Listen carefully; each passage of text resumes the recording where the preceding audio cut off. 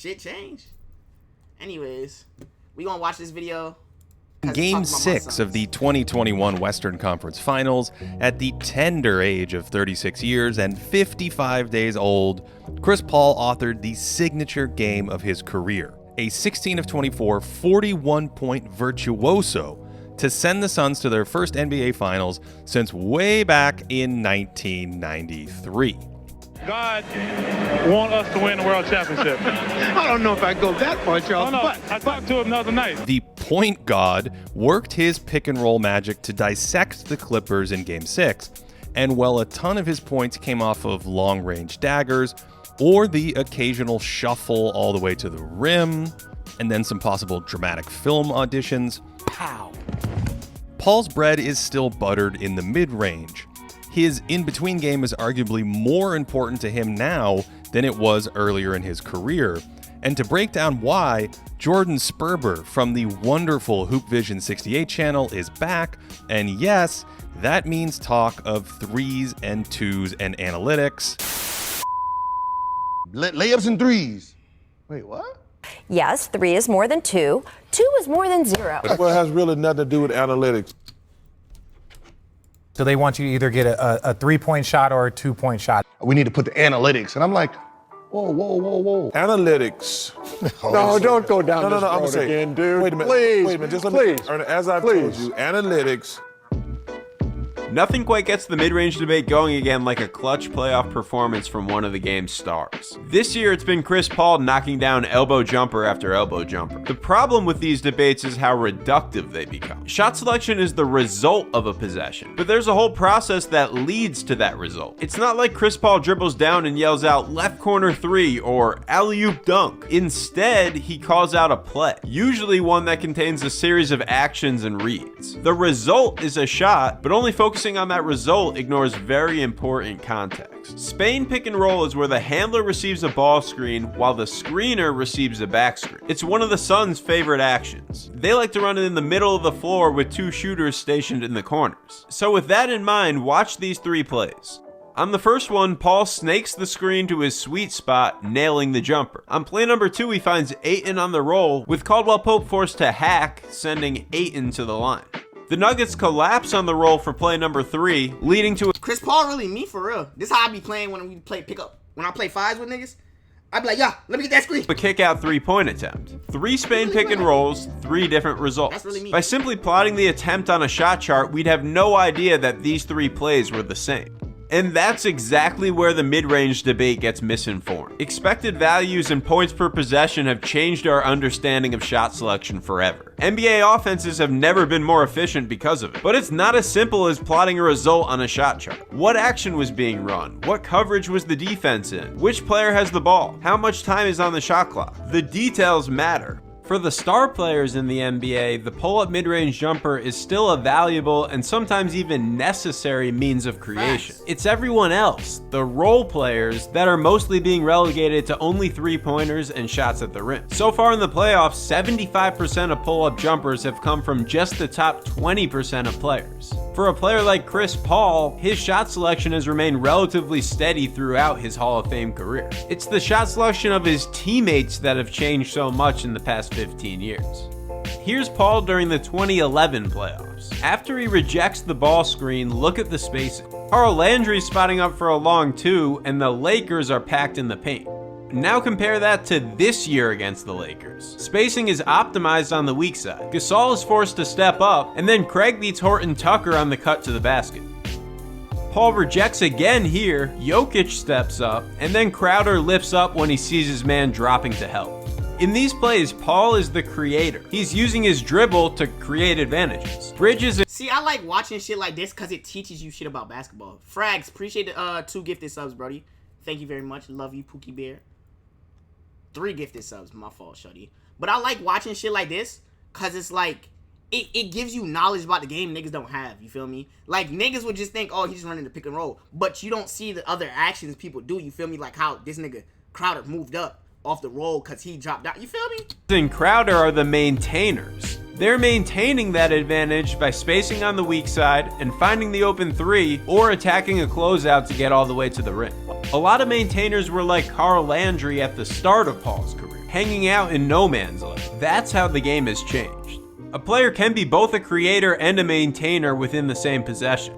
Paul uses the ball screen here to create an advantage, but then he gets the ball back and attacks a long closeout, helping continue a beautiful possession of ball movement. This possession has even better ball movement. With Porter hedging the screen, the recovery back to Crowder puts the Nuggets in rotation. The Suns whip the ball around the perimeter, using 6 passes to convert the initial advantage from the hedge into a 3. This play is from Paul's first career playoff game back in 2008. On Dirk's hedge, the Pelicans don't have the weak side shooting or spacing to keep the help defense honest. Same thing on Lamar Odom's hedges in 2011. The Lakers could get away with putting 2 players on the ball, daring Landry to shoot the 3 or put the ball on the floor out of the short roll. That allowed for a pretty simple defensive game plan. Get the ball out of the primary playmaker's hands. These days, it's hard to get away with that aggressive coverage while also defending the pick and pop 3. And while DeAndre Ayton might not be a 3-point shooter, he can do this out of the short roll. When the Nuggets helped on the roll, then the skip pass opened up. Speaking of skip passes, watch what happened when the Mavs sent a second defender at David West. It's jarring to see a guard like Bonzi Wells just spotting up in no man's land instead of taking a step back for a more efficient shot. Not only do spot-up players now make sure to catch the ball behind the 3-point line, the best shooters are taught to continue to stay behind it by sidestepping after the flyby. Like 3 or 4 years ago, and prior to that, my whole career, my mindset was always to take that dribble in and shoot like a 17-footer. And I thought it was a pretty high percentage shot for me. And like last year in Philly, at the beginning of the year, their analytics guy was like, here's what you shoot it well, but here's what that shot's worth. Right. If you sidestep, here's what it's worth. And when I saw that, I was like, it actually messed me up at the beginning of the season because I was thinking about it too much. But now it's like programmed into all of us to just sidestep. Yeah. Sidestep. So I took that same shot. So think about it this way. Instead of up faking and taking one dribble and pulling up, just sidestep. You get what I'm saying? Like, so you catch it, up fake, defender goes by. Instead of most people would put the ball on the ground and JJ Redick's not going to the basket and dunking on nobody. You feel me? Or he's not. Why waste energy going like this to take a contested jump shot when you could up fake, sidestep, and take an open 3? You get what I'm saying? Most places fell off. Man, they ain't did Michigan. Yeah. And that was the step into. The step into. Yeah. And that was one of the first things when I got to Miami that they said, like, yeah, you're not shooting that anymore. It's either a sidestep or you're hitting it big and chasing it. In an era with so much shooting around the perimeter, the paint has never been more open at any point in basketball history. When Paul would go to snake a ball screen early in his career, he might literally bump right into a teammate. Now he can control the paint, taking his time and getting to his old reliable, the right elbow pull-up jumper. Most right-hand players like to dribble left to pull up into a jumper, but Paul's unique in that sense, twisting his body in the air to get his right shoulder aligned to the rim. Just 8 players, including Paul and his teammate Devin Booker, are averaging at least 10 points per game on pull-up jumpers during the playoffs. Of those 8, Paul and Kevin Durant are the only 2 shooting over 50%. You know, some years ago, I want you guys to see something though. We have 2 players shooting above 40% on pull-up jumpers in the mid-range. You know how hard it is to beat a team when they can like literally get a easy bucket at any point in time off the pick and roll because you have bigs. And if you don't have bigs, look at what happened to the Clippers. Small ball shit don't work because you're gonna throw it to DA, and DA is not Rudy Gobert. He's going to fuck you. I'm telling you, man. Tatum up there is crazy though. I got in an argument with the group chat the other day, or no, not group chat, Discord, and they were like rank these 5 players 1 to 5. It was Luka, Tatum, Booker, Mitchell, and Trae Young. And niggas had different answers. And I was like, Luka 1, only because the niggas averaging a triple-double type shit. Like, Luka 1, Tatum 2, Book 3, Trae Young 4, Mitchell 5. That's how I rank it. Niggas said Tatum the best. I don't know if I'd pick Tatum over Luka. I feel like Luka gives me more.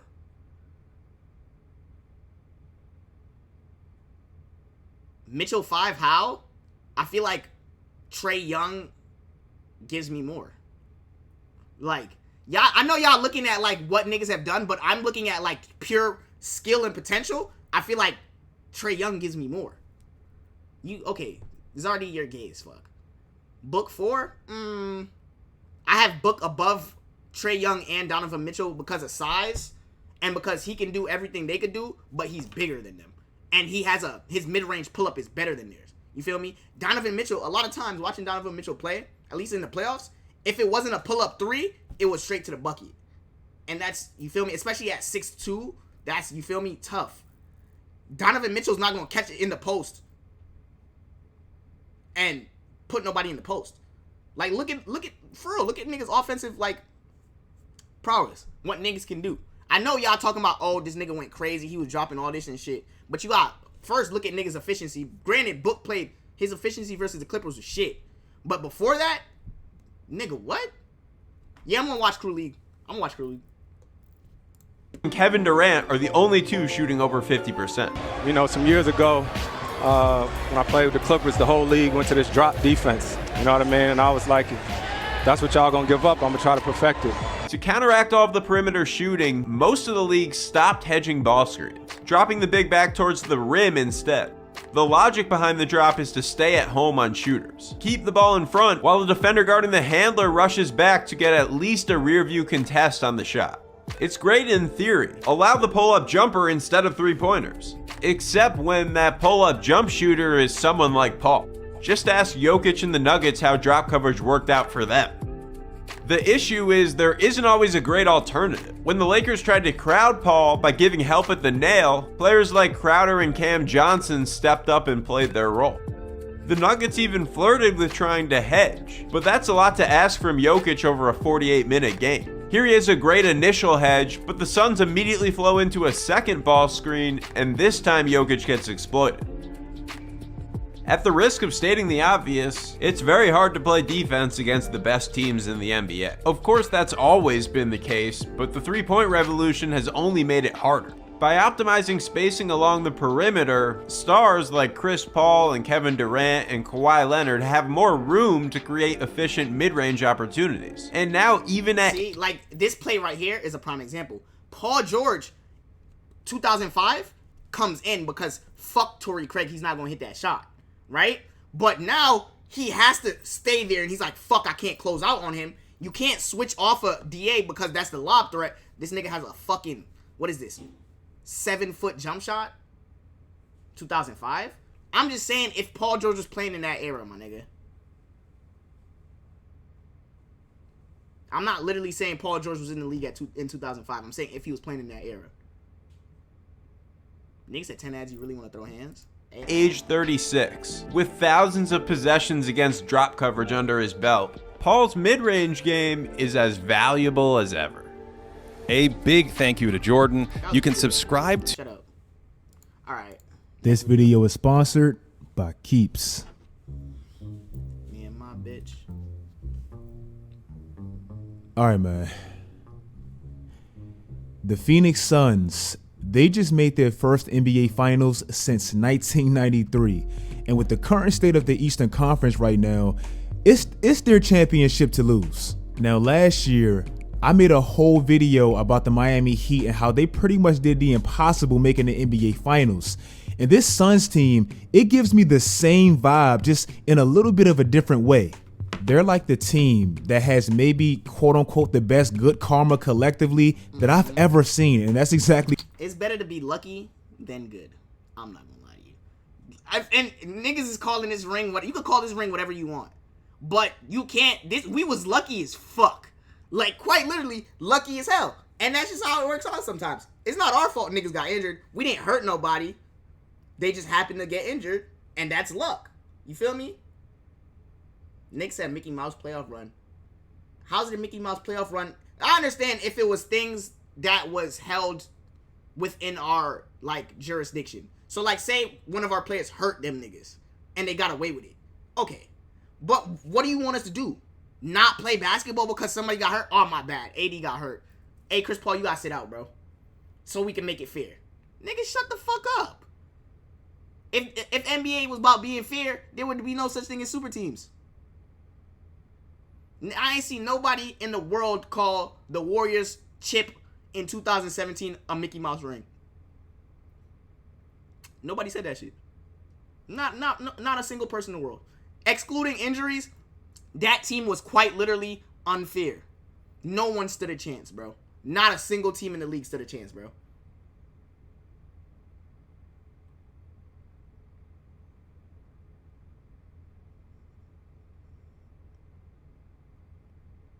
Like, so if this is a Mickey Mouse ring, that is quite literally Disney Channel ring, bro. Like, literally. They literally played nobody.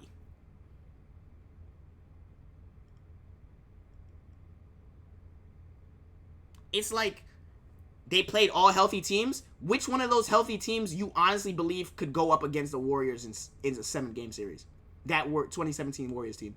And had a solid chance of beating them. Didn't they sweep Braun that year?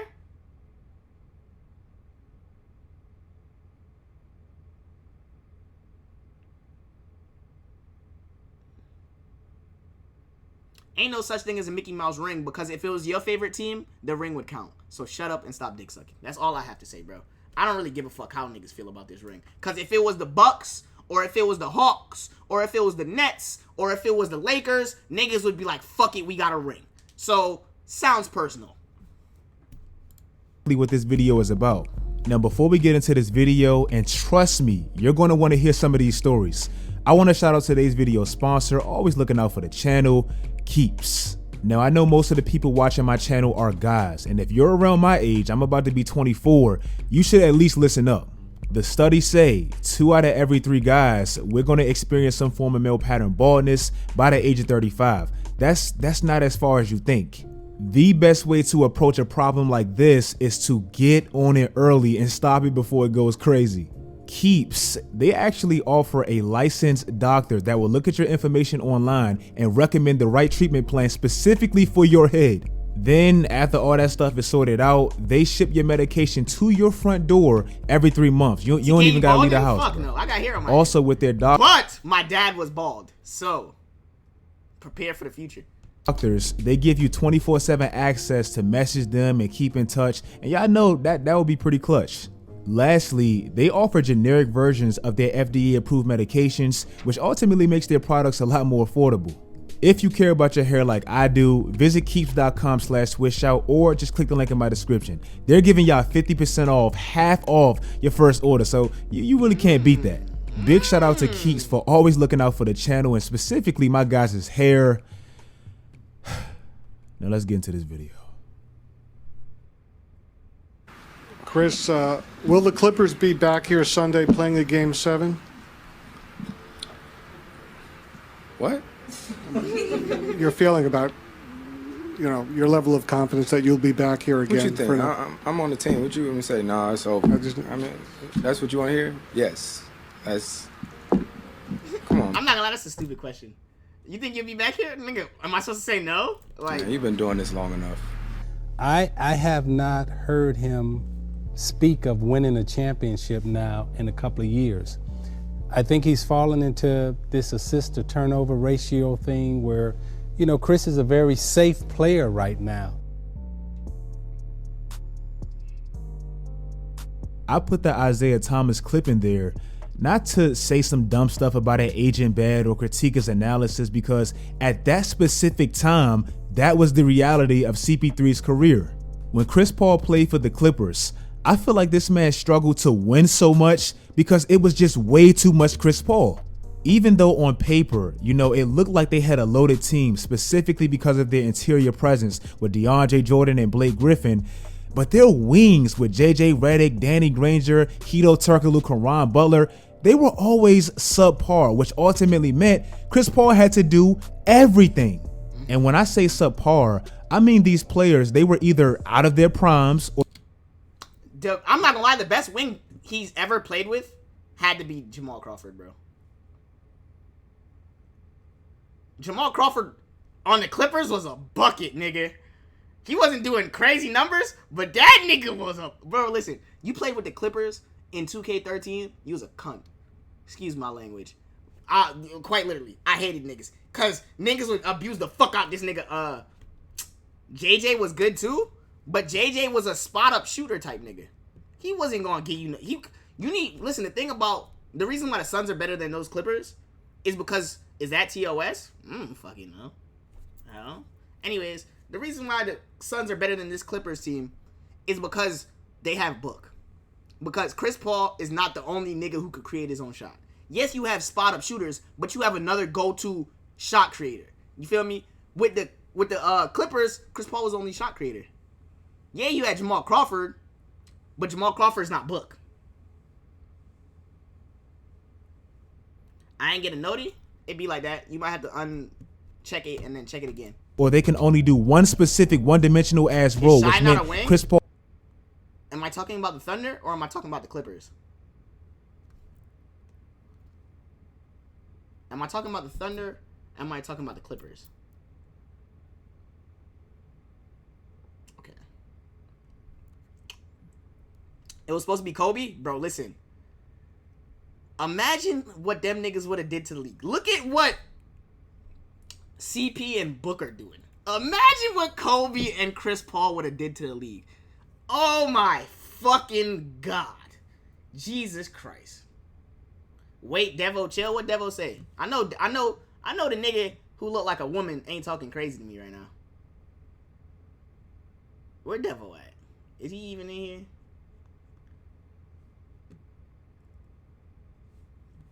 Niggas saying, whoa. Devo don't want to smoke with me. Devo, I'll violate you. Nigga, no one said nothing to you? Alright, my fault. I didn't mean it. I love you. Paul had to run the pick and roll, set up the offense, pretty much do everything to get the offense going.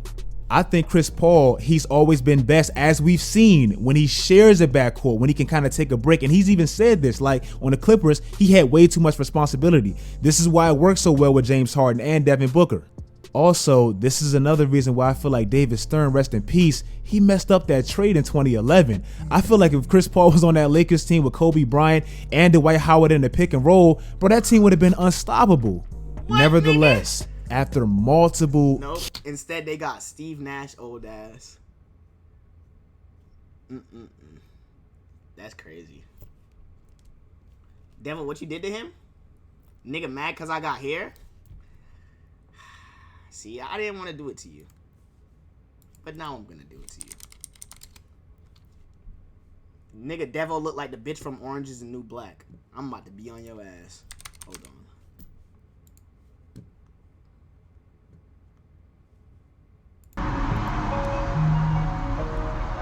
Y'all telling me this nigga don't look like a bitch. And I ain't even trying to size you. I just thought it was funny. Cause the nigga real life, like tell me, I'm not gonna say the word cause it's TOS, but tell me he don't look like one of them. Tell me he don't look like, bruh. I'm not saying he don't look good, but he look like, you feel me? He look like he got titties on him. He look like he got titties on him.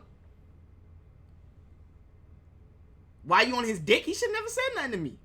I was chilling. Nigga said I'm mad because he got here. Cool, you got here, nigga. Go put your strap on too, nigga. Fuck. Hell, he talking about, now I'm on your ass. Now I'm on your ass. Go get your plastic, nigga. Fuck. Hell wrong with you. Nigga look like a stud. Fuck. Look like he wear wife beaters, his nipples pop out. Fuck wrong with that nigga. Nah, let me stop playing. It's a joke, Devo. I love you. I love you, Devo. I love you. Countless years of him falling just short because of injuries, whether it be him or his teammates. I made a whole video about this a month ago. He finally has the break on his side. That nigga Devo gonna pop out pregnant and then surprise the fuck out of all y'all.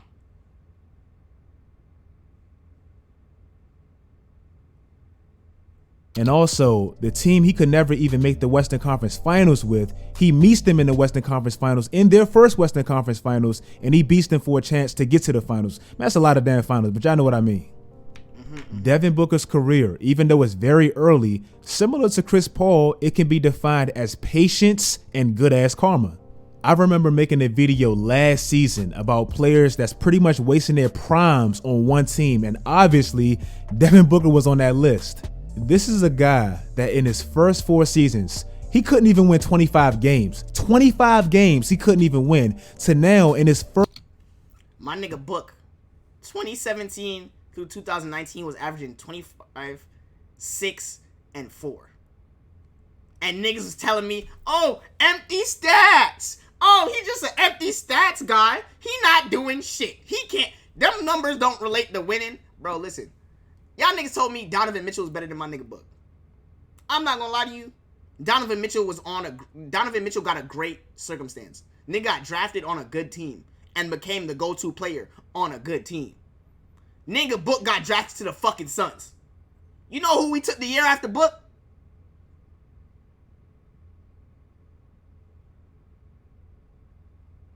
Not Justin Jackson. What's his name?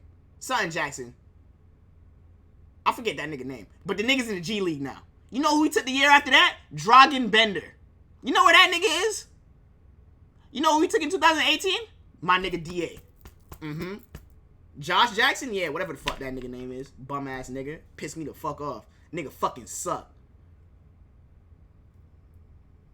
Fucking garbage. We had two Disney. You know who we. Hold on. Let me show y'all this draft, bro. What, 2017?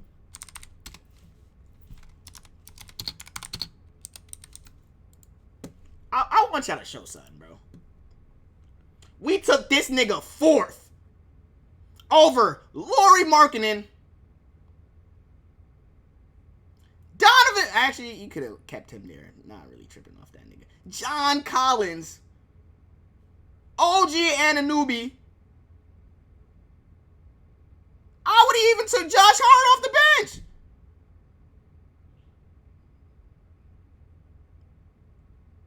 Dylan Brooks went 45th. This nigga's a bucket. This draft was kind of ass. I'm not gonna lie to you. This draft class was kind of trash. I'm not gonna lie. This wasn't that bad a pick because he did do well in fucking at Kansas. But we could have took De'Aaron Fox. Man, that's crazy, bruh.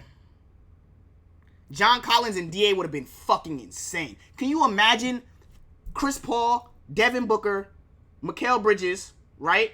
John Collins, DA. Jay Crowder off the bench with Cam Johnson, Torrey Craig, and Dario Saric. Campaign. Bro, nigga, what? Bruh, I'm so sick. Don't ever tell me I didn't put up with this shit, bro. Don't ever tell me I ain't put up with this shit, bro. And I had faith in the nigga, too. I'm not gonna lie. When they drafted this nigga... Hold on. Was it 2000? No, it was 2016. My fault.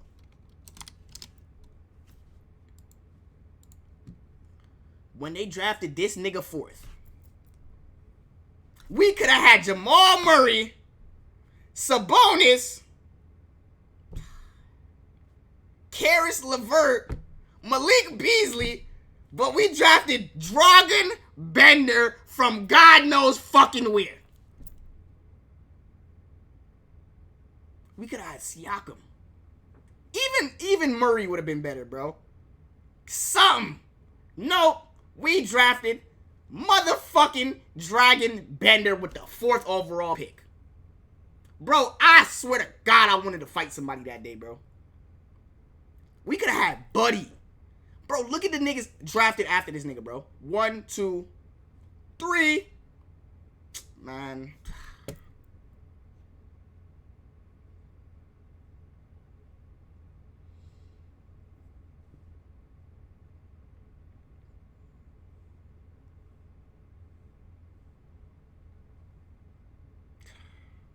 We took Tyler Ulis too. I don't know why the fuck we drafted this nigga. He was a bucket at Kentucky, but why the fuck did you think this nigga was gonna be the next Isaiah Thomas? Fuck. This shit made me fucking sick. First playoff appearance, he's in the NBA Finals, and he has a great chance to possibly win. Also, DeAndre Ayton. Bro, he's finally looking like that #1 pick that Phoenix hoped and prayed he would be, especially picking him over Luka, and he's finally doing it. And all it took was a Chris Paul to make what looked to be an average pick turn into gold. Y'all see my nigga DA? Bro, I can't wait till this nigga start averaging 24 and 12. And all it took was a Chris Paul to make what... I'm not gonna lie, he could be a defensive player of the year. Y'all know that, right? He could win defensive player of the year. On God. He could be a defensive player of the year. Y'all niggas is saying he's up there. Look at like how he moves as a big. Look at how he guards. Bam is better? Where Bam at? Wait, hold on. I love it. Hold on.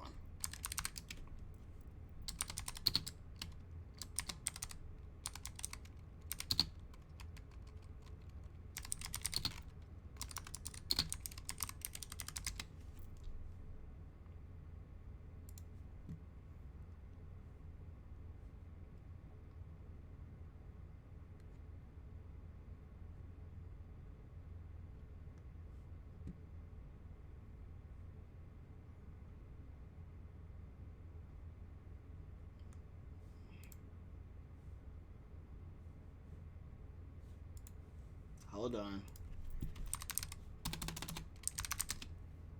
I love it. He dead took Jimmy to make it match. He should have stayed on the 76ers. They would have won a chip. But he want to go to Miami and smoke fucking cigars with Cubans and shit.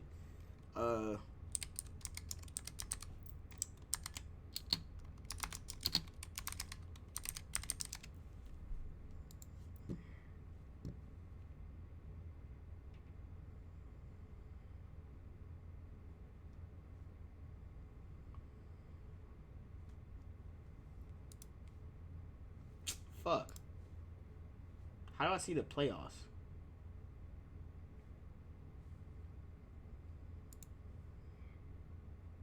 Alright, look, right?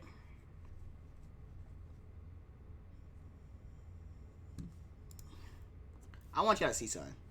So, Bam, this playoffs gave you niggas a whopping 9 points, 5 fouls, 3 steals, 5 assists, 12 rebounds, 16, 4 turnovers, 4 assists, 3 rebounds.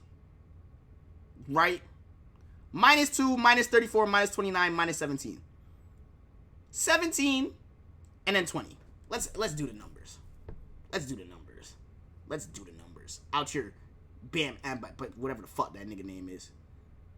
9 plus 16 plus 17 plus 20 divided by 4. That nigga's averaging 15.5 in the playoffs. Now let's look at my nigga DA. Right?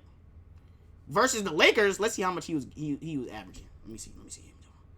21 plus 22 plus 22 plus 14 plus 8 plus 8 divided by 6 equal. I did that wrong. Wow, I'm slow.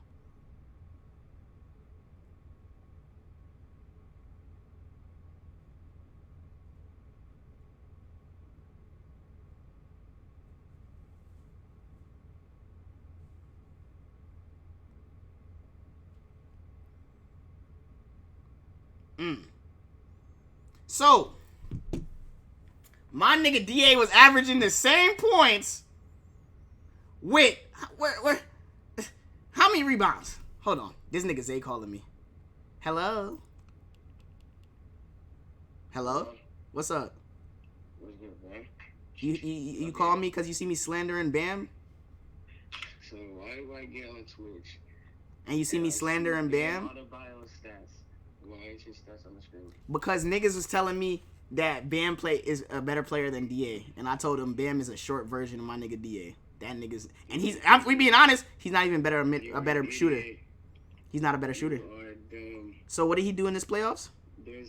What did he do in this playoffs? Said that he's huh? is better than Bam. There's no way. There is no way. Bam is a better mid-range shooter? Are you fucking retarded? Excuse my language. Wait. Hold on. Let me see something really quick.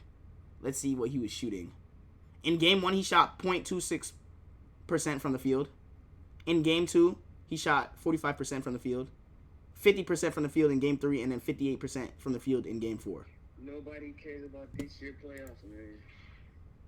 You know what my nigga DA was shooting? Game 1, 90, 84, 73, 75, 66, 75. Shut the fuck up. I need shot charts. You want to lock on it? Oh, he hung up. Nigga pussy. I'm not gonna lie. If your team is not in the playoffs, do not talk to me about basketball right now. what looked to be an average pick turned into gold. DeAndre Ayton, to me, he's truly the perfect center to play for a team that's built like Phoenix. A team that already has play. 16.2, 11.8, 70% from the fucking field. Nick said DA only dunks. You're obviously slow because when they throw him the ball in the post, hold on. It's not that he only dunks. He takes what he gets. You feel me? But they throw him the ball in the post, a nigga will hit a turnaround fadeaway. Like, why are you niggas acting like you can't do this?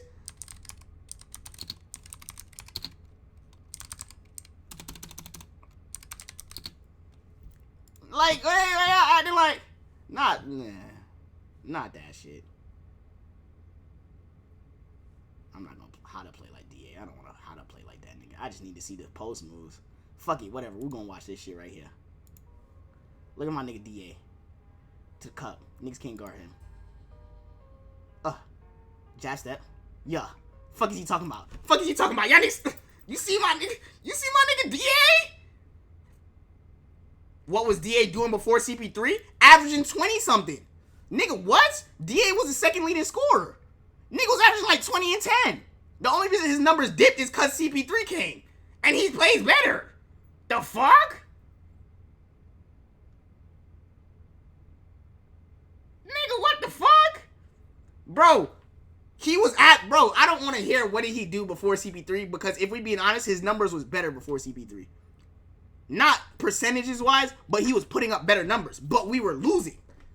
All we doing is winning now, and he took a back seat because he's a smart player. You feel me? He understands his role. He don't gotta do all that shit. But if you get a nigga the ball in the post, hitting niggas with one of these. Come on, show me something. What's up? Just that. Spin move. Got him. Fade away. Got him. Come on now, nigga. Come on now, nigga. Come on now, nigga. Come on now, nigga. Come on now, nigga. Come on now, nigga. Oh, yeah. Come on. Come on. Feed him in the post. Yeah. Come on. Killing niggas. I promise you, Bam can't guard that nigga DA. Matter of fact, I want to see something.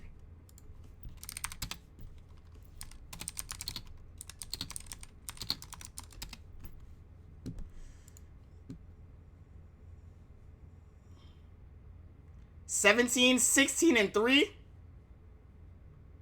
8, 6, and 16. So, in their matchup, he got outplayed. Okay, cool. All right. Same amount of time on the floor, he got outplayed. And we beat y'all. But you know what? Bam let that nigga get 16 boards. How you defensive player of the year letting that nigga get 16 boards? Don't make sense to me. But you know what? One game? Okay, let's look at the other game where you niggas got blown out. Bam had 11 points, 5 assists, and 10 rebounds. Whoa. DA had 19 and 13 on less minutes, and you niggas got blown out. Stop fucking talking to me, nigga. Oh my God. Both times we seen y'all this year, niggas smoked ya. I don't want to hear. Niggas for real making excuses. Bro, you're looking at the numbers. Look at the numbers. In less time, the nigga gave Bam a double-double. Bam is guarding that nigga. He gave that nigga Bam a double-double. Bam is a small center getting fucked. I seen Bam lock up Giannis. Why he can't lock up DA? All DA do is run and dunk, right? Why he can't lock up DA? Why he can't look up? What? Like tell me. Tell me. Why he can't lock my nigga DA up? Busting that nigga fucking ass. You know what he doing to Bam? Fucking that nigga. Fucking that nigga Bam. Made that nigga Bam his son. Oh, God. And don't tell me shit about Chris Paul carrying this, because nigga had 5 points that game. Mikal didn't even score. That's crazy. Y'all let DA be our leading scorer? Y'all let DA, run and dunk man, be our leading scorer. And we 20-piece y'all niggas. Y'all niggas even scored 90 points. 20-piece these niggas. 20-piece these niggas. Nigga said put Ariza. Wait, hold on. They just threw it right over top. Oh, did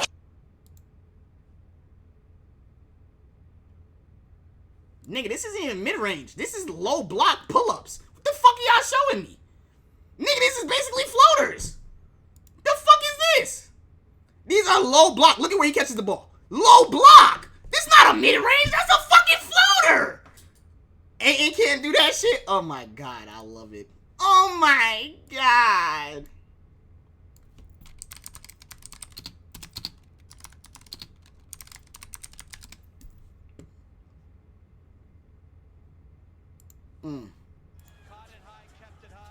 Finish with his left hand. Yeah, come on. Inside to Ayton. Look at my nigga DA. Look at my nigga DA. Get on the board. Yeah. It took him 3 minutes. Look at my nigga Ayton DA. gives them their first Come on. bucket. DeAndre Ayton drives and Yeah. Come, put the ball on the floor, DA. Finger roll. Come on, finger roll, man. Come on. What you talking about? Each one more pushes. Good line. Crowder Get throws that. it up. On that nigga neck. Bam not doing that fuck shit. Come on. On that nigga head top. Fuck is you talking about? What the fuck is you talking about? On that nigga head. What a connection there. On that nigga head. Make and a tough one to finish. I thought it was going out of bounds. Crowder and the human pogo On stick that nigga head. over the top of Zubac. On that nigga head. Opportunity. Zubac picks up his first. Come on, man. Booker goes back door. Oh, wait. Bam was pulling up right here, right? My nigga DA's pulling up confidently at the free throw line. Nigga, like, what the fuck is this nigga? Put your fucking hand up. The fuck are you talking about? Fuck. Nigga pulling up confidently at the... Look at this nigga catch that shit. Oh, yeah, drop that. Fuck you doing? That nigga can't guard me. Up fake. Oh, yeah, come on. Ayton jump shot. He didn't even follow through because he know he gonna hit that bitch. The fuck? You talking about? Ayton. What you talking about, man? Booker drives on Jackson. Pull-up shot won't go. Rebound Ayton and that nigga's a rebounding beast, nigga. Listen, DA in the paint, I'm not worried. Ain't nobody out rebounding my nigga DA. What the fuck? Come on, nigga. Go back to the Bam video. Oh, brother, nigga. Oh my god. Y'all niggas keep showing me floaters. Ooh wee. Where was this against the Bucks? Matter of fact.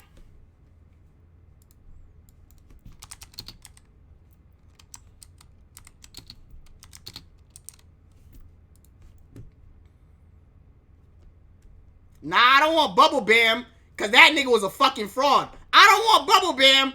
I want regular Bam. Going to be fascinating in this game. Connaughton gets up the first shot for Milwaukee, comes up short. Here comes Miami with this is best game at the controls. He and Jimmy Butler will share the ball handling duties when they're on the floor together. Floaters. Nice. Shut the fuck up, nigga. Nigga shooting floaters. Bubble Bam is a fraud, nigga. That nigga was averaging 13 and got swept. I don't want to fucking hear it, nigga. Get out of my face. Y'all showed me this shit. Why he wasn't doing that against the fucking Bucks, nigga? Man, DA could do that shit too. You know what's crazy? DA could do all this shit. He just doesn't have to. Because the Suns are a better team than the trash-ass Heat. Y'all know that, right?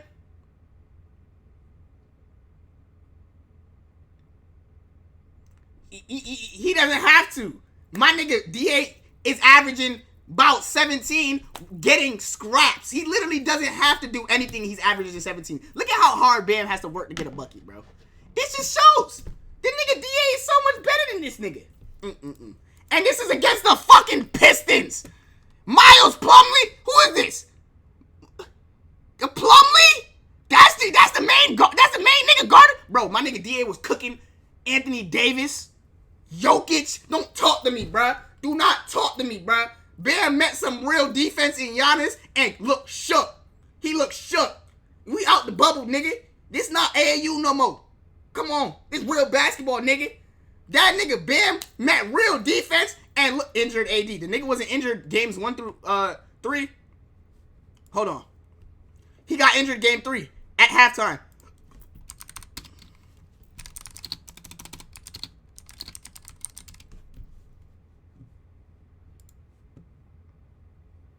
13 points, 2 assists, 7 rebounds. My nigga DA gave that nigga 21 and 16. Fuck is you talking about? Fuck. Gave that nigga 21 and 16. Fuck is you talking about? Gave that nigga 21 and 16. Nigga said you mean Drummond. That nigga, AD was definitely guarding that nigga. He gave both them niggas buckets. I don't want to hear it. Was fucking them niggas. Man, I don't want to hear it. I don't want to hear it at all. My nigga Buck gave y'all niggas 34. A nasty 34 too. Crazy. Don't talk to me about none of that shit, man. What are you talking about? That crazy. Nigga said Jokic? He was busting that nigga Jokic ass too. What? Oh my God.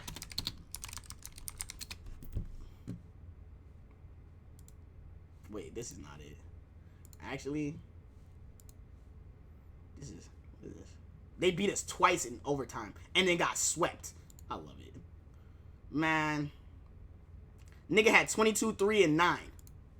My nigga DA had 20 and 10. That nigga was cooking.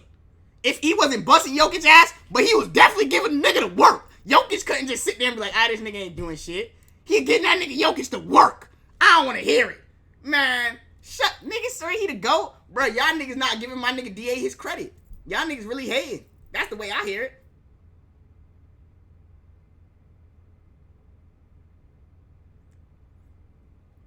Like, come on now, nigga. Y'all niggas not giving my nigga DA his credit, bro. Give my nigga his credit, bro. Niggas told us we should have drafted Luka. Should have drafted Trae Young. Should have drafted anybody else. DA ain't gonna be nothing. Look at this nigga going crazy. Fuck. Hell wrong with y'all, bro. I hope he paying for you the way you sucking DA dick, real cocksucker. He's not paying me. Lamar, I'm up $300 off you in these playoffs. DA is technically paying me. You niggas is giving me bread. You know how much money this nigga has made me? Off of you? Shut up, bruh. Come get your money back in blood. What? Oh, that's what the fuck I thought. Stupid, dummy, fuck. Hell wrong with you, nigga? I don't know why you talking. You been paying me this whole playoffs. You want to lock on the finals too? I'll take a bag off you. It ain't no issue. Fuck is you talking about? Hell wrong with this nigga, man. Man, y'all niggas see my nigga DA. Put some respect on my nigga DA name. Fuck, nigga. Hell wrong with you? Make us in the back court and a deep. So you think DA is better than Luka? I didn't say that, did I? But I think he fits the Suns better than Luka would fit the Suns. And I also think he plays his role, bro. He's exactly what we needed him to be. Niggas averaging 16 and 11. 70% from the fucking field. That's crazy, nigga. That's crazy. Lamar, please fight back. They gonna lose the finals, so lock on it, nigga. You can't give him any space. Nigga drops career high 41 points on the road.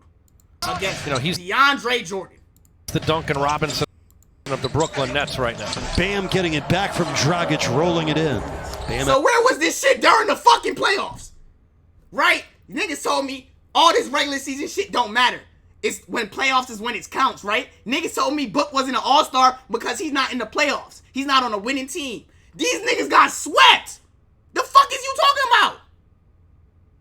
Where was this against the short-ass offseason? Oh my God. You know what's crazy? Before they went to the bubble, they had 3 months off. What are you saying? What are you saying? He did it last year in the bubble. Nigga did that shit during AAU travel. Congratulations, nigga. Ooh-wee. Nigga, is this EYBL? Get the fuck out my face. Where was that shit during the playoffs this year? Where was that shit during the playoffs this year? I need to know. I need to know. Bubble guppy. Bubble frauds. What was it? What was the Heat's issue? Somebody, a Heat fan tell me. A Heat fan tell me. A Heat fan tell me. What was y'all issue? Why did y'all lose to the Bucks? Tell me. Tell me. Injuries? Who was injured? Victor Oladipo? That nigga was on y'all team for real anyways. He wasn't on y'all team when this nigga Bam gave the Nets 41. So what the fuck happened? What changed? What changed? What changed? Tell me. Jimmy was dog shit? So why wasn't Bam going crazy then? He dropping 41.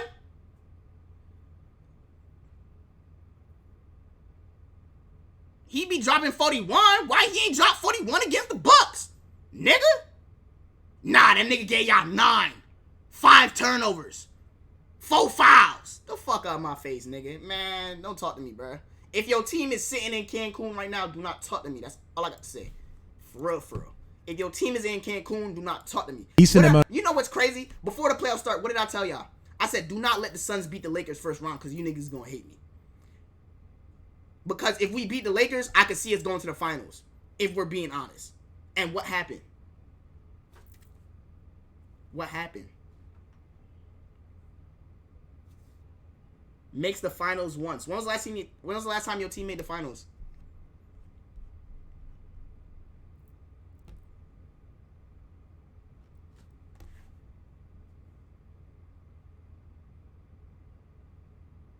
Last year? You hear the emphasis on last? Where they at right now? Talk to me. I don't see the past. This is the difference between me and you fuck niggas. I move forward always. You niggas living in the past. That's y'all issue. That's why y'all can't get nowhere. Y'all living in the past. Move forward, nigga. It's 2021, not 2020, nigga. You still talking about last year's shit. They got the ring already, nigga. Where they at right now? Cancun, playing beach volleyball against the Clippers, nigga. Shut the fuck up, pussy. Fuck is you talking about? Mavs is better. They're at home. Unless you're a Hawks fan or a Bucks fan, don't talk to me about the playoffs, bro. For real, for real. You have nothing you can say to tell me anything, bro. You know what's crazy? Niggas is saying Mickey Mouse ring. The Clippers ran from the Lakers, didn't they? They purposely lost games so they wouldn't see the Lakers, right? Scary ass niggas. See what happened when you a bitch? You see what happened when you bitch made? The Jazz too, right? The Jazz ran from the Lakers, right? You see what happened when you bitch made? Suns was like, fuck it. Whoever we play, we play. We not scared of nobody. Fuck it. And look at how luck favored us. You know, look at what happens when you're a bitch. Niggas was so pussy. Niggas was like, we don't want to play the Lakers first round, bruh. For real, for real. Don't say I'm talking crazy, because I swear to God, that's what Clippers niggas was saying. They was losing on purpose so they don't see the Lakers first round. Niggas is pussy. Niggas is pussy. It smell like bitch in here. You know what the Western Conference smell like right now? Pussy. Smell like fucking pussy. That's what the Western Conference smell like right now. Pussy. Niggas was scared. Niggas, and listen, I'm not even attacking Lakers fans, because real life, y'all niggas got a bad rap. Lakers and Nuggets fans, y'all got a bad rap. Y'all niggas got, really and truly, I wish them niggas was healthy. I really wish Jamal Murray was healthy, because that would have been a fucking fire-ass series, right? But shit happens. But Clippers fans, oh, you could suck me on soft from the fucking back till I bust. I don't give a fuck. I swear to God. You niggas some hoes. You know why? Y'all niggas ran from the Lakers. Y'all kings of LA, but ran from the Lakers. First round, right? Struggled to beat a Luka-only Mavericks team. And then barely beat a hobbled Jazz team. Donovan Mitchell's on one ankle. Right? And y'all want to cry about injuries? Shut the fuck up. Y'all, you know what's crazy? And I told Jennings this shit too. Had the Clippers not run from the Lakers, Kawhi probably doesn't get injured. Right? The Clippers don't run from the Lakers. They probably beat them in 6. Kawhi doesn't get injured. They sweep the Nuggets in 4. And then they play us in the finals. And Kawhi would be there. But no. This is what happens when you pussy. This is what happens when you're bitch made. Niggas want to run from LeBron. Don't ever tell me nothing about Bron not being the GOAT. Because my GOAT ain't never ran from nobody. Bron said, fuck it, who we play, we play. Kawhi was like, hey, bro, I'm not trying to see that nigga Bron first round, for real, for real. Them LA boys across the street really nice, bro. I ain't gonna hold you. He was like, man, I'm not trying to play them niggas. Ty Lue, we sitting out these games because I'm not trying to play these niggas.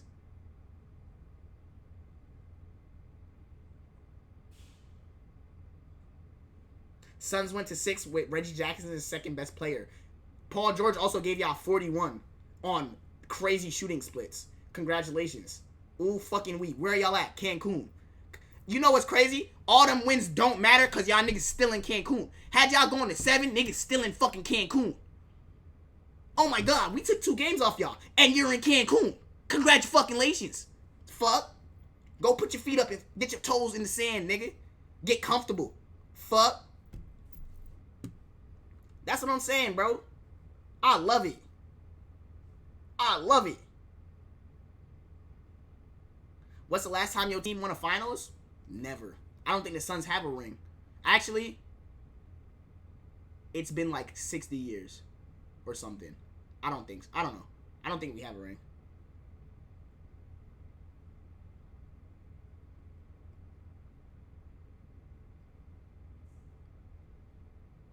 Yeah, we don't have a ring.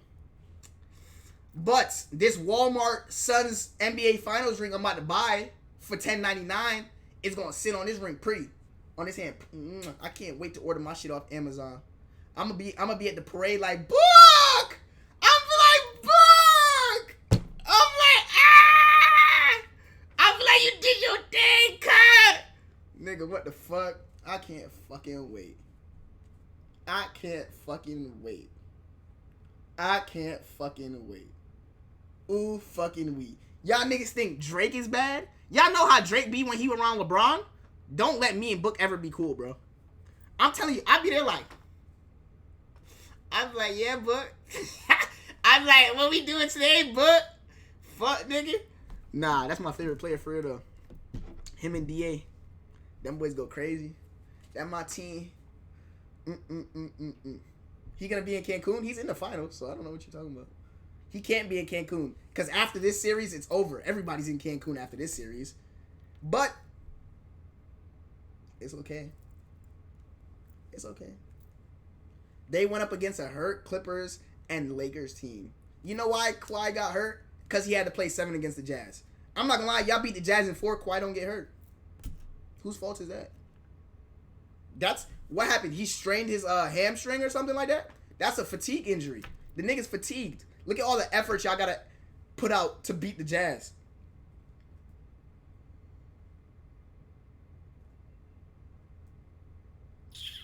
That's crazy.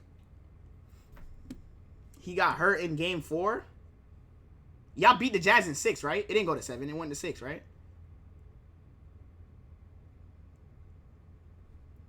Niggas told me wait till Kawhi come back. I told y'all niggas that nigga's not coming back this series. That nigga Kawhi hurt himself, and they didn't release it. That nigga was like, I'm not playing, bro. On the shooters around him, which ultimately complements what he does best. He's very low maintenance, but he does what he does great. This isn't like a knock on Joel Embiid or, Jokic or Karl Anthony Towns, but they're like high maintenance bigs. And what I mean by that, they need the ball, they need space, they need opportunities to really work and be the stars we know they are. DeAndre don't need none of that. Like that's what makes him so perfect. You don't gotta force feed him the ball 10 to. You don't gotta force feed my nigga the ball for him to have a 2010 game, bro. He gonna get his 15 times while everybody else just stares at him and all that stuff. Like you don't gotta do none of that. He has just enough skill to be effective around the rim. He's athletic enough to play against a small ball offensive lineup, as we just seen with the Clippers. And his chemistry he's developed with that backcourt, plus his athletic size and height, he's going to be a headache. It was real easy to kind of laugh at that number 1 pick being picked over Luka Doncic or maybe even a Trae Young or anything like that. But he's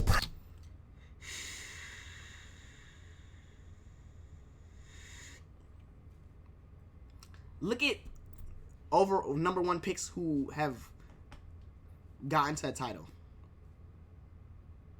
Magic Johnson, James Worthy, Tim Duncan, DeAndre.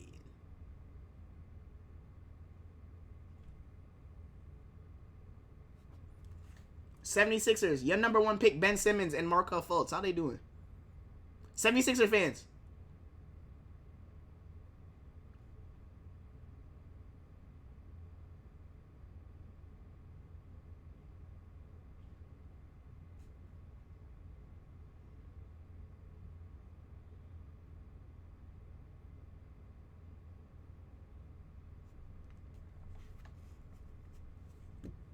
Celtics fans. How y'all top overall picks doing right now? Are they in the finals?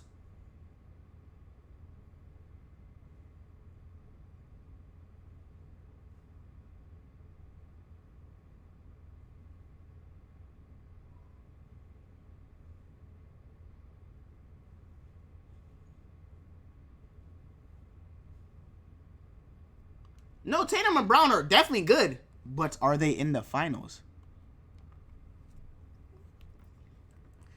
Bro, I can't wait for my nigga Book to win a ring, and he's gonna be the best player under 24 because he's an NBA champion, and he's doing the number shit. You feel me? He's gonna be the best player under 24 because when niggas gonna do all this arguing and shit, I'm be like, how many of them niggas got rings? Don't say whoa, cause rings matter to you niggas. Cause any Jordan fans in here, that's all y'all argument whenever we talk about Jordan versus Braun. No, stats don't matter. How many rings has he won?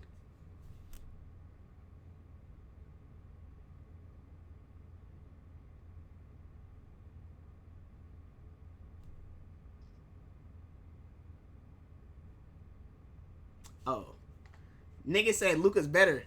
Ooh, I can't wait till my nigga Book win a ring. You know what I'm finna say? I'm like, how many? Luka better? How many rings he got?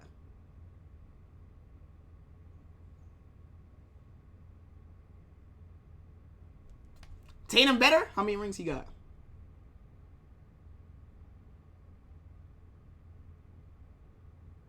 Donovan Mitchell better? How many rings he got?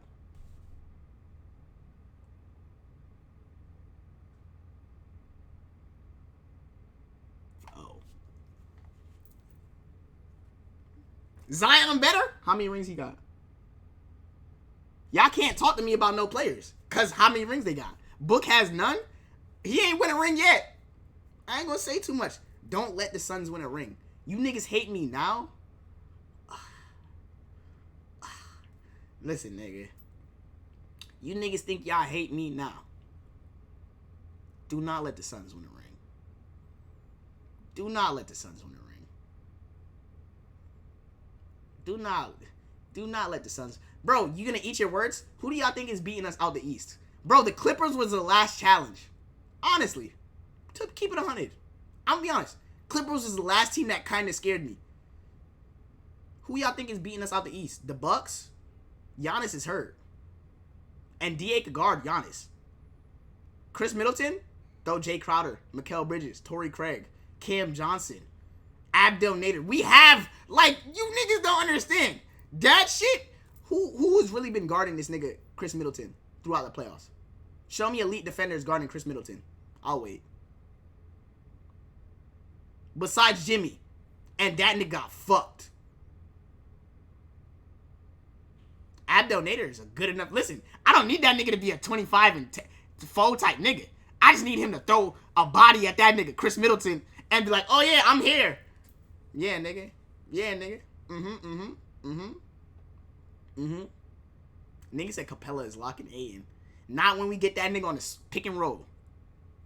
I'm not gonna lie. I'm more afraid of the Hawks than I am of the Bucks. This is why, really and truly, I want the Hawks to win. But realistically, I'd rather play the Bucks than the Hawks. Just like I was more afraid of the Jazz than I was of the fucking Clippers. Without Kawhi, Clippers, Suns at 6. The Jazz would have took us to 7. Just because of the way they built up. But thank y'all Clippers fans for fucking them niggas so we didn't have to see him. So what happens when Chris retires? After he gets his 2 rings, back-to-back final trips? Yeah, I'll be okay. We'll chill out. We'll figure something out. We'll get another point guard. I'm not worried. After I get my 2 back-to-back rings? Yeah. Chris Paul retiring with 2 rings? I love it.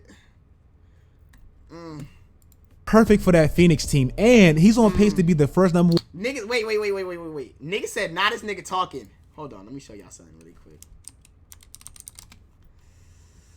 I love it.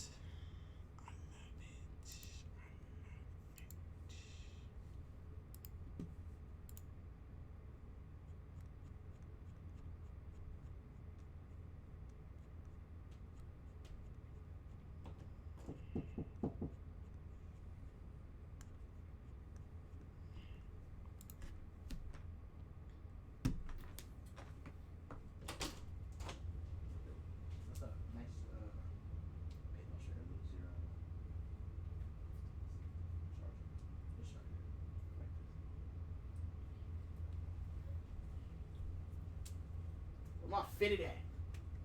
Nigga was drunk as hell sitting on my shit. Pause. Whoa. That was a super pause. Whoa. Where my fitted at, nigga? Which one? The Detroit one. You said you'll give me another one? What's wrong with that one?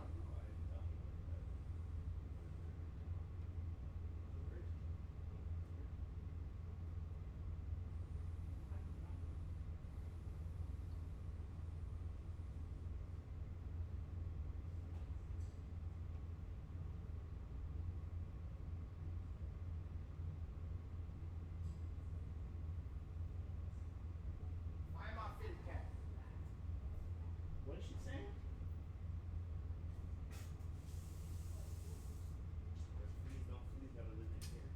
Huh?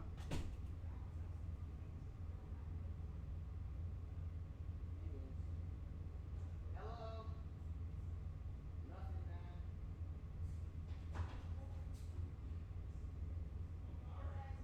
Come on, Mom.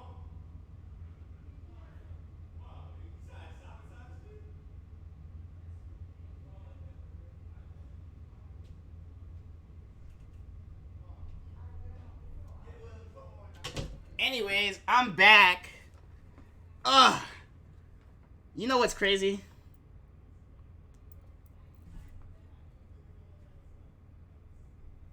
Niggas call me a madman for this. Niggas call me a madman for that. Niggas call me crazy. Y'all see what I said? I said it's okay. Suns 2021 NBA champions.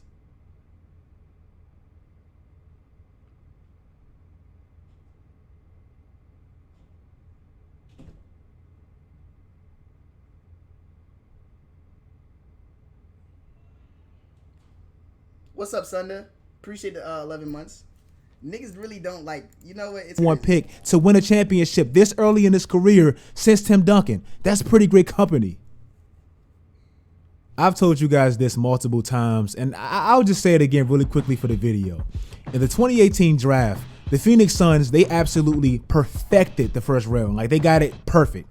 After, drafting DeAndre Ayton #1, they got blessed with a draft day trade, getting Mikal Bridges for Zaire Smith from Philadelphia. A player that's one from the Philadelphia area. He played high school, college, middle school, all that stuff. Played college at Villanova, won the championship right in front of your face. And his mom worked for the organization, yet you traded this man to the Phoenix Suns. And you needed him, a 3-and-D guy that spread the floor when you needed it. You traded him away for Zaire Smith. That's tough. Sticking with the 76ers, and I swear I'm not trying to pick on Philly or anything like that. Even though Dario Saric, he really hasn't had much of a role this postseason, he's in the NBA Finals. The two players that Philly traded for each other, Dario Saric and Jimmy Butler, they both, one left and two, made the finals consecutively back-to-back after leaving Philly. Also, Cameron Payne. This is a player that went from pretty much being like a mascot for Russell Westbrook to now being in the NBA Finals and being a big reason why. Kind of ironic that both Russell Westbrook's backups, they were competing against each other and balling for a chance to make the NBA Finals. Before Westbrook. That's kind of weird. I wonder how Russell felt watching that. After Cameron Payne's first stint in OKC, where he pretty much did nothing but hit them folks and all that stuff, he gets included in a trade package and ends up in Chicago. Now, I know you guys have all heard what that scout said about Cameron Payne in his first practice with Chicago and all that. And if you haven't, well, you're looking at it now.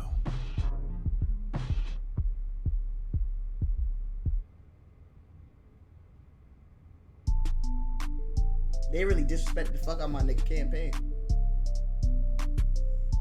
Jay Crowder, he's a player that's been all over the league and all that, and he's found himself on some pretty decent spots. But I never feel like he's been on that team where we thought like they're going to actually win it all. Like, he's never been in that situation. Ironically enough, most of the time, he hasn't been in that spot specifically because of one man. I'm not gonna lie. This is funny. This nigga, LeBron James, is quite literally his arch nemesis. He's that one nigga, that's that final boss you could never beat. And he caught him in the first round. You fought the final boss in the first round and beat him. 2015, getting swept by this man in the first round. 2017, basically getting gentlemen swept by this man in the Eastern Conference Finals. 2018, getting blue ball by him, thinking he was your mans and all that stuff. Then he shipped your ass all the way to Utah. Then in 2020, after finally fighting and clawing your ass back to relevance, finally finding yourself on a team that we actually watch, you meet this man in the NBA Finals, and he pretty much just toys with you, bro. Before this playoffs, this man was 4-12 in his playoff career against LeBron. Now, LeBron had fun against him. But this year, the tables finally turned. After, in the first 3 games playing terrible, like in the first 3 games, they fell down 2-1, and he was playing trash. He actually had a great game in game 6, and in the last 3 games, he played great and actually knocked LeBron out, salsa dancing and all that. So, y'all see my nigga? I'm not gonna lie, I love my team because we all full of trolls. My team's full of trolls. Look at my nigga. Look at my nigga. That's the last laugh. My nigga CP was over here like, y'all doing all this shit.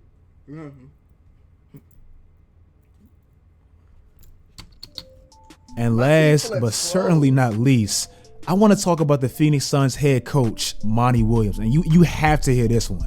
This season, after completely turning the Suns from a subpar to terrible team in the past to now a championship contending team in the West, he didn't even win the Coach of the Year. Now, I'm not too mad about that because him and Coach Thibodeau, they had great arguments. And I did give it to Tibbs because I think he had a harder degree of difficulty because he had less talent. So I ain't too mad about that. But more importantly, Monty Williams' story and the stuff he's been through alone in just the last 10 years on and off the court. Bro, it's just amazing. First of all, let's start with the on the court stuff. He gets a job as the Hornets head coach in 2011, where he coached Chris Paul and they won 10 more games than the year prior and they made the playoffs. That's pretty great, especially for a rookie head coach. Then he goes from coaching a team that had Chris Paul, the best point guard in the NBA and a top 10 player easily in the league, to coaching a team that had Eric Gordon because Chris Paul got traded. Obviously, losing the best player on your team and a top 10 player in the league, that's going to make your team's record take a significant hit, so you really can't blame Monty. Then to make matters worse, the player you got for CP3 in the trade, Eric Gordon, he only plays 9 games and he's out with a knee injury, so your team, it really takes a hit. So now you go from your best player being Chris Paul to now being Jarrett Jack, which ultimately results in you getting the #1 pick, which was Anthony Davis. So now the following season, even though Eric Gordon after that injury, he was never the same player that we seen with the Clippers, and you had a rookie Anthony Davis, your team still gets better. Then the next season, I'm just trying to show all y'all how unfair his opportunity really was. You get Jrue Holiday and you win more games, still well below 500, but you got to understand where the West was at that specific time. The Phoenix Suns won 48 games and still didn't make the playoffs. That's how loaded the West was, so it really wasn't his fault. Then his last... Jazz was fucking terrible. Phoenix won 48 games and didn't make the playoffs? You know what it is to win 48 games and not make the playoffs, bro? The Warriors won 51 games and was the 6th seed.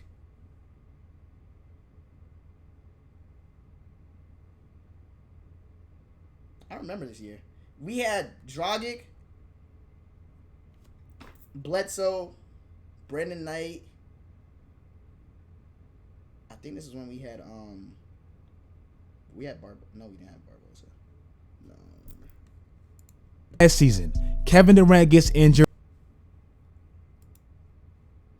Thunder was a 2 seed, Clippers was a 3 seed, Rockets was the 4 seed. Jesus, look at how stacked the West was, bro. Listen, you know what's crazy? These 3 teams right here make the playoffs in the East. Y'all know that, right? Suns in the East, 48 and 34 is a top 5 seed this year. 2013, 2014. The West was, so it really wasn't his fault. Then his last season, Kevin Durant gets injured and Russell Westbrook is pretty much doing everything by himself, and the Pelicans, they just inch by Russell Westbrook and make the 8th seed. Then in the playoffs, in the first round, they meet a juggernaut out west. Jrue Holiday gets injured, his best perimeter defender, so he's playing a team that won 67 games with the MVP without his best perimeter defender, and they lose. No shame in that. Then he gets fired. Then in 2016, Monty Williams' wife tragically passes in a car accident with 3 of his kids in the car. That's traumatic as hell. And this man still has enough love and passion in his heart to forgive the person that did it, even though she was an addict. Everything this man is getting right now, he deserves. Everything Chris Paul is getting right now, he deserves. Jay Crowder, Cameron Payne, Devin Booker, DeAndre Ayton, all of them, they deserve this. This is why everybody, I feel like all the NBA fans collectively, we're rooting for the Suns. If you weren't rooting for them before, I'm not gonna lie, if you hating on the Suns, you're a piece of shit. Because really and truly, niggas deserve this shit, bro. Chris Paul, I'm not gonna lie, could have won a ring with the Houston Rockets. Should have won a ring. But he got hurt, unfortunately, right? Devin Booker, he put up with all the bullshit, all the slander for 5 years. But niggas deserve this shit, bro. Before this video, you probably are now. If you guys like this video, make sure you guys like this video. I had to drop this because these stories, I mean, it's just amazing, especially Monty Williamson. So, yeah. Like I said, man, follow my social media sites, turn on post notifications, do all that great stuff, guys. And until next time, as always, stay tuned.